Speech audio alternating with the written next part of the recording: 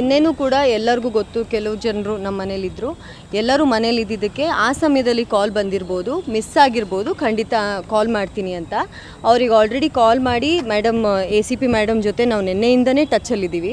So ಅವರ ಜೊತೆ ಸಂಪರ್ಕದಲ್ಲಿ ನಾವಿಲ್ಲ ಅಂತ ಅಲ್ಲ, ಆ ಸಮಯದಲ್ಲಿ ಎಲ್ಲರೂ ಇದ್ದಿದ್ದಕ್ಕೆ ಆ ಸಮಯದಲ್ಲಿ ಮಾತಾಡೋಕ್ಕಾಗಿಲ್ಲ. ಅದಾದ ನಂತರ ನಾವು ಮಾತಾಡಿದ್ವಿ ಅವ್ರ ಜೊತೆಗೆ.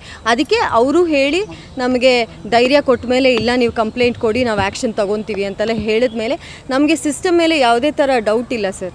ಆದರೆ ಅವತ್ತಿನ ಪರಿಸ್ಥಿತಿಯಲ್ಲಿ ಗಾಡಿಯಲ್ಲಿ ಬರೀ ಹೆಣ್ಮಕ್ಳು, ಇವರೊಬ್ಬರೇ, ಇವ್ರ ಗಾಡಿಯಿಂದ ಇಳಿದೂ ಸಹ ಇಲ್ಲ, ಆದರೂ ಇಷ್ಟೊಂದು ಹಲ್ಲೆ ಮಾಡಿದ್ದಾರೆ. ಅದ್ರ ಮೇಲೆ ನಾವು ಅಲ್ಲಿ ಮುಂದೆ ಇದ್ದಿದ್ದ ಒಬ್ಬರು ಪೊಲೀಸ್ ಅಧಿಕಾರಿನ ಮೀಟ್ ಮಾಡಿದ್ದೀವಿ. ಅವ್ರು ಮೀಟ್ ಮಾಡಿ ಅವರು ಇಂಟ್ರೆಸ್ಟ್ ತೋರಿಸ್ತಾ ಇದ್ದಾಗ ಎಲ್ಲಿ ಧೈರ್ಯ ಬರುತ್ತೆ ಸರ್ ಪೊಲೀಸ್ ಸ್ಟೇಷನ್ಗೆ ಹೋಗೋಕ್ಕೆ? ಸೊ ಬೆಂಗಳೂರಿನಲ್ಲಿ ಕನ್ನಡಿಗರು ಬದುಕೋದೇ ಕಷ್ಟ ಆಗುತ್ತೆ. ಪಾಕಿಸ್ತಾನದ ಫೀಲ್ ಆಗ್ತಾ ಇದೆ ನಮಗೆ ಅಂತೇಳಿ ಪ್ರಸ್ತಾಪ ಮಾಡಿ. ಹಾಂ ಸರ್, ನಾವು ಕನ್ನಡ ಮಾತಾಡಿದ್ದಕ್ಕೆ ಅಲ್ಲಿ ಪ್ರಾಬ್ಲಮ್ ಶುರುವಾಗಿದ್ದು. ನಾವು ಮೊದಲು ಕನ್ನಡ ಇವ್ರು ಕೇಳಿದ್ರು, ಯಾಕಪ್ಪ ಕನ್ನಡ ಮಾತಾಡಬಾರ್ದಾ ಅಂತ ಶುರುವಾಗಿದ್ದು. ಇವ್ರು ಹಿಂಗೆ ಪಾಸ್ ಮಾಡಿದ್ದಾರೆ, ನೋಡಿದ್ರೆ ಚೈನ್ ಕಟ್ಟಾಗಿದೆ. ಸೊ ಅವ್ರು ಬಂದಿದ್ದ ಉದ್ದೇಶ ಕಳ್ತನ ಮಾಡೋಕ್ಕೆ, ಆಯಿತಾ? ಸೊ ಅವರು ಶುರು ಮಾಡಬೇಕಿತ್ತು ಯಾವುದಾದ್ರೂ ಒಂದು ರೀತಿಯಲ್ಲಿ, ಶುರು ಮಾಡಿದ್ದು ಈ ರೀತಿಯಲ್ಲಿ.